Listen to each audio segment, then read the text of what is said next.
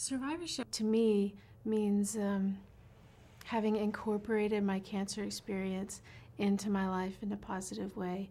I'm not going to say it was the best thing that ever happened to me because it's a terrible disease, but I think having taken that experience and the lessons that I learned from it and incorporating that into my life, I think have made all the difference in the world in how I live my life, how I deal with people, how I make decisions. I mean, when you're in treatment, you spend a lot of time lying around, thinking, and watching the shadows move across the wall.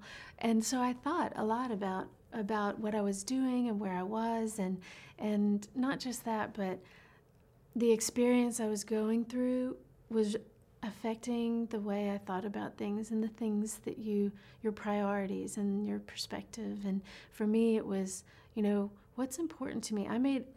Every day I said, what's important to me to do today? And it was a really valuable lesson for me to sort of carry on after I finished my treatment. If I ever now am having a difficult time deciding what to do about something, or, dealing with the situation, it's really easy. I just say, what would I do if I were in treatment? If I were re-diagnosed tomorrow, how would I deal with this situation? And the answer is usually pretty darn clear. None of us know when we're gonna die. We're all gonna die.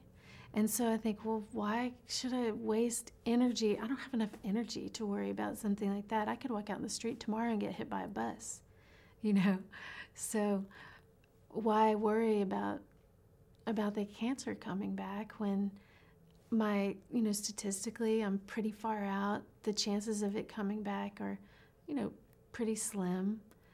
Sometimes I think about secondary cancers, another type of cancer as a result of my treatment. But like I said, there are certain things I can do and there's certain things I can't do. And I worry about the things that I can, and the things that I can't do anything about, I just don't waste my energy on it. I don't have enough energy or time. I was fortunate to have had an individual health insurance policy before I was diagnosed, just because my dad's a banker and said, you need to get health insurance. And so I got sort of the minimal thing that I could get, and thank God that I did.